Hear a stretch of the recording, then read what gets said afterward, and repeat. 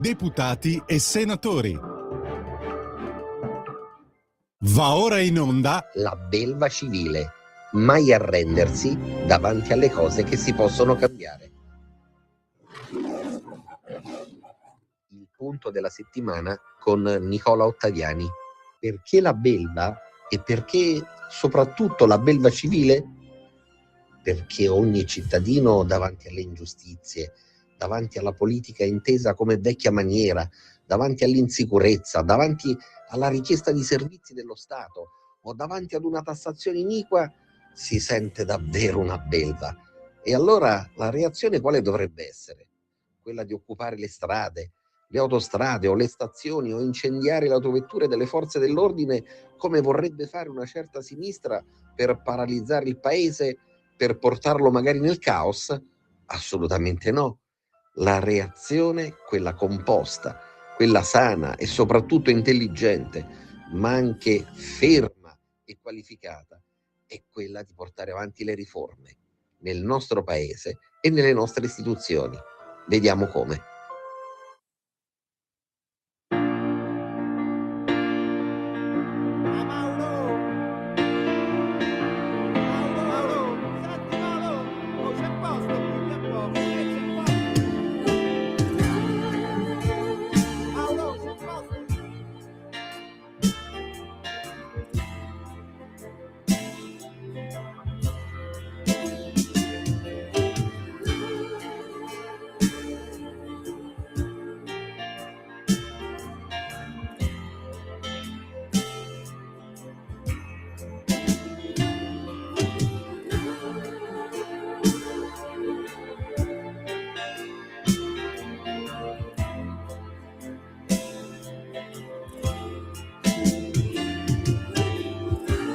Con le nostre famose facce idiote, eccoci qui.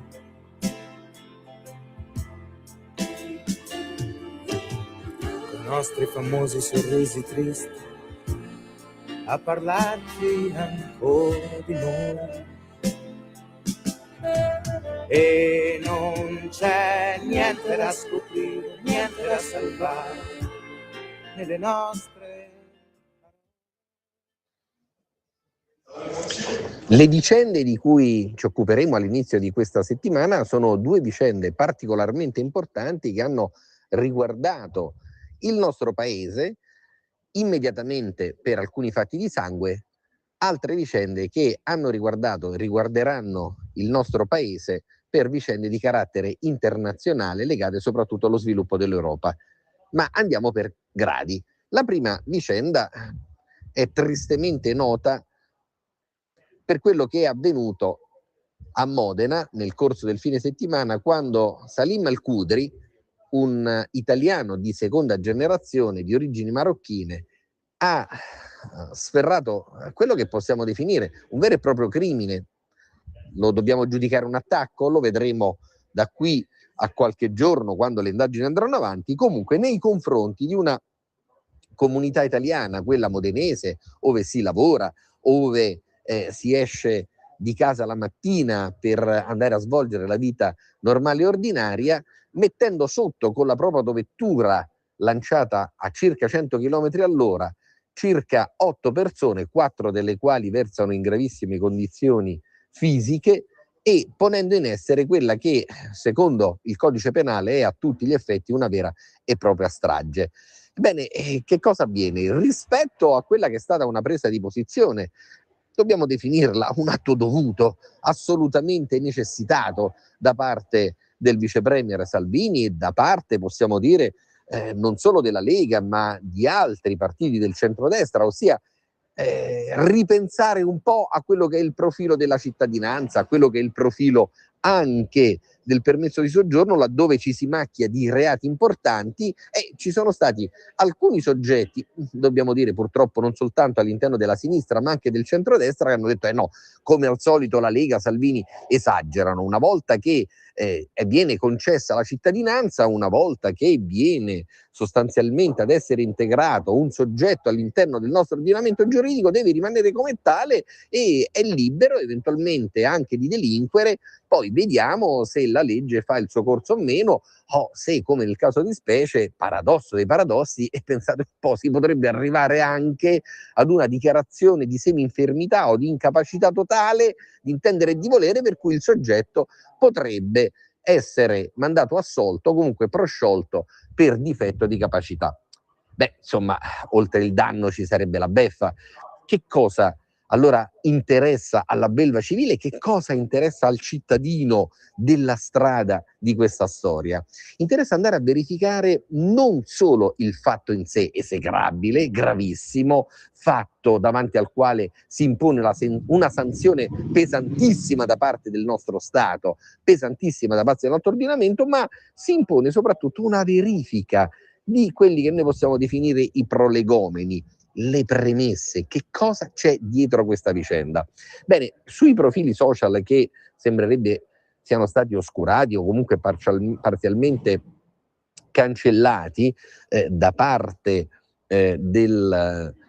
giovane che ha commesso questo reato, e viene fuori che in realtà non vi era soltanto un'esaltazione del proprio credo religioso, ma vi era soprattutto una sorta di vera e propria demonizzazione del cristianesimo e quindi di quella stessa civiltà che gli aveva permesso di laurearsi, era un laureato in economia di 31 anni, di essere ospitato come se fosse destinatario di diritti civili e politici uguali rispetto a tutti gli altri cittadini italiani. Ora, è chiaro che se si vuole ridimensionare questa vicenda da parte soprattutto della sinistra, abbiamo visto la Schlein subito dire ma evitiamo di generalizzare, e si arriverà anche a dire ma poteva succedere a chiunque. Il problema è esattamente questo: se si vede l'atto finale, se si considera soltanto quella, si fa per dire soltanto, l'avverbio forse non è il più opportuno, la strage, e si analizza quello che è l'elemento di carattere psicologico del reato, le condizioni del reo, come si trovasse effettivamente sotto il punto di vista sanitario, si arriverebbe a dire ma poteva succedere a chiunque. E beh, non è però così, perché non è che chiunque conservi all'interno della nostra comunità, che è di 60 milioni di persone, siamo 60 milioni di italiani, non è che ognuno di noi vada a conservare non soltanto esaltazioni, possiamo dire anche in alcuni casi smodate, spropositate della propria religione, andando a demonizzare la religione altrui. Perché se questo avvenisse, andremmo sostanzialmente a far rendere evidente quello che è l'humus del sottobosco, quello che è il materiale vivo, ciò che cova sotto la cenere per arrivare a coltivare l'odio nei confronti della nostra identità, l'odio nei confronti anche della nostra religione. È chiaro che quando poi il terreno è fertile e può evolvere, anzi può involvere o in atti di vero e proprio terrorismo, laddove ci dovesse essere una matrice di carattere islamico jihadista, oppure ci potrebbe essere un atto di cortocircuito, quale quello del cervello che magari non funziona compiendo dei gesti inconsulti, ma all'interno di quello che è un liquido amniotico, così lo possiamo definire, che sicuramente era già deviato. Un liquido pieno di DNA, un liquido pieno di materiale organico, ove veniva coltivato il germe dell'odio nei confronti della nostra identità, nei confronti della nostra religione, nei confronti delle nostre radici. Allora, bene avrebbe fatto probabilmente il sindaco di Modena e tutta la sinistra, bene avrebbero fatto ad andarci molto molto cauti su questa vicenda nel definirla soltanto un incidente di percorso. E se poi ci si vuole voltare dall'altra parte e fare finta di nulla e far finta che ci siano oggi nel nostro paese purtroppo alcune situazioni che debbano essere analizzate rispetto alla coltivazione dell'odio, rispetto a quella che è una sorta di parabola ascendente o discendente che sia, che va nella direzione comunque di armare le mani, di armare quelle che possono essere addirittura le autovetture, nei confronti di chi se ne sta normalmente all'interno della propria città. Bene, dire che tutto questo non abbia bisogno oggi di un'analisi molto importante, compiuta non soltanto a livello di Ministero degli Interni, ma compiuta all'interno anche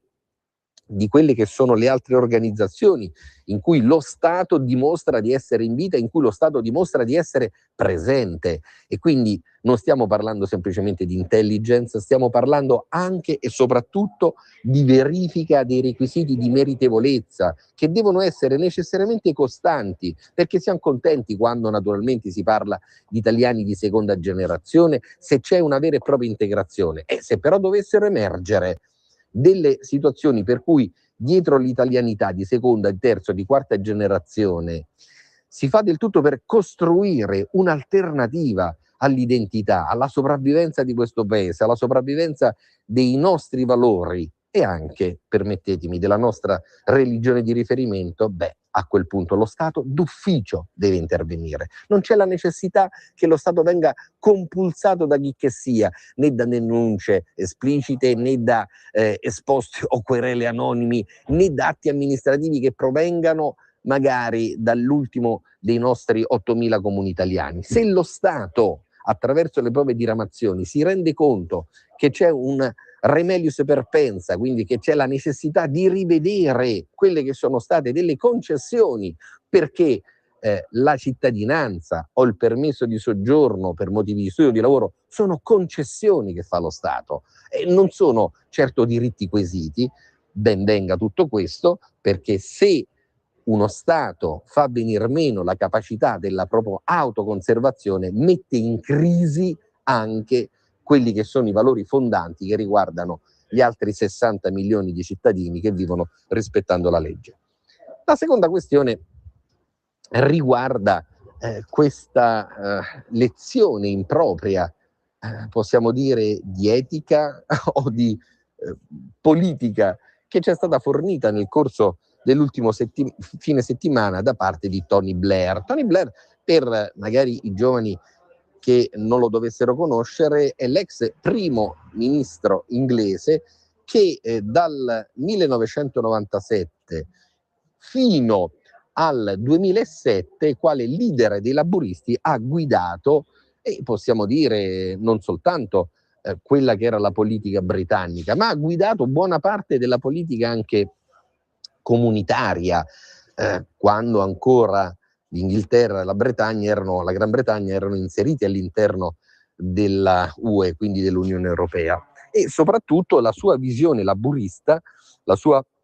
visione paraprogressista ha condizionato sicuramente anche quello che è stato l'approccio della politica estera, della politica della difesa dell'Unione Europea. Bene, adesso in quest'ultimo fine settimana Tony Blair, anziché godersi la sua età e soprattutto anche le pensioni di Stato o quelle che possono essere delle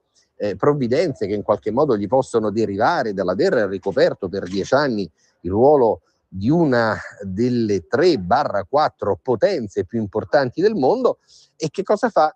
Si permette di dare delle lezioni di politica, e possiamo definirle anche di morale di carattere internazionale, e quindi diplomazia, all'Europa e quindi di fatto anche all'Italia, dicendo ma adesso l'Europa deve reagire rispetto a ciò che sta avvenendo all'interno del Golfo Persico, deve trovare un'unione che in passato non c'era, per arrivare sostanzialmente a dire che si pone come grande potenza. E Tony Blair però ci dovrebbe spiegare dov'era tra il 97 e il 2007 e perché queste proposte, quando aveva la possibilità non solo di farle sul tavolo, ma di attuarle. E stiamo parlando di quella che è la consorella sostanzialmente degli Stati Uniti d'America. Perché a quel tavolo, quando c'erano anche i leader democratici che provenivano da Washington, quella proposta non l'ha mai avanzata? Perché quella sudditanza rispetto a tutto ciò che proveniva da oltreoceano adesso diventa addirittura motivo d'orgoglio per chiedere a noi, all'Europa, soprattutto a coloro che sono rimasti in Europa, di fare fronte comune per andare sostanzialmente a combattere, e speriamo che si parli e si tratti per ora di parole per non arrivare addirittura alle armi, all'interno del Golfo Persico. E allora questa impostazione, questo approccio assolutamente farisaico da leader laburista se lo poteva anche risparmiare, soprattutto perché se parla lui senza portare avanti quello che è un pentimento vero rispetto all'Inghilterra per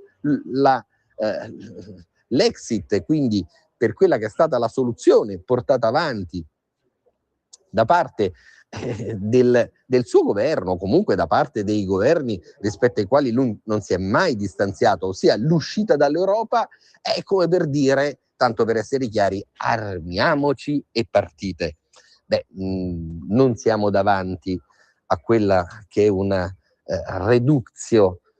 così da parva cosa di quella che è la politica internazionale e soprattutto di quella che è la politica comunitaria. Oggi abbiamo un'Europa che ha cominciato a riflettere su quelle che possono essere le proprie potenzialità, ma guarda caso quando l'Europa è stata stimolata, è stata compulsata da un governo di centrodestra.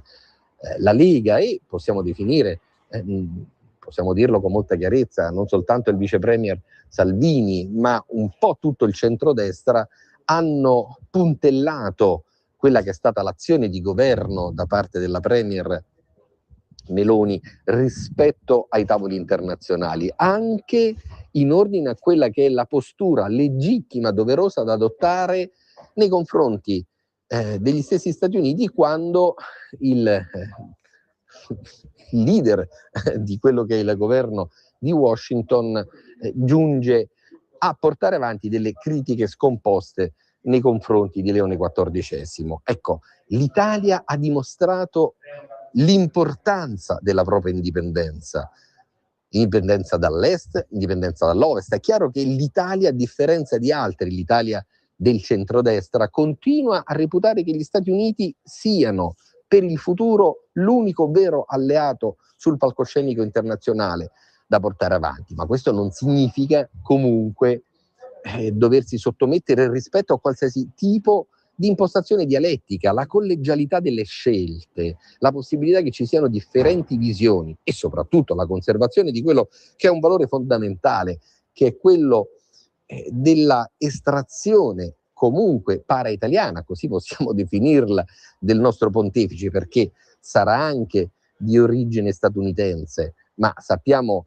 come Prevost in realtà sia stato adottato nel nostro paese di fatto. E tra l'altro dobbiamo ricordare come Prevost non appartenga come ispirazione culturale e come ispirazione soprattutto familiare ai democratici, né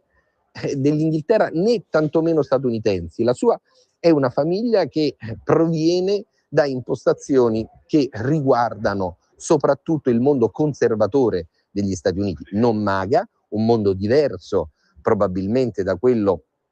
di Trump, ma un mondo conservatore. Allora, se dobbiamo avere un riferimento in questo momento per portare avanti la nostra azione di governo, la nostra azione diplomatica a livello internazionale, soprattutto reimpostare quella che è la vita della nostra comunità europea, tra Blair e Prevost e quindi Leone XIV, credo che non ci siano margini di scelta e di manovra. Buona settimana a tutti.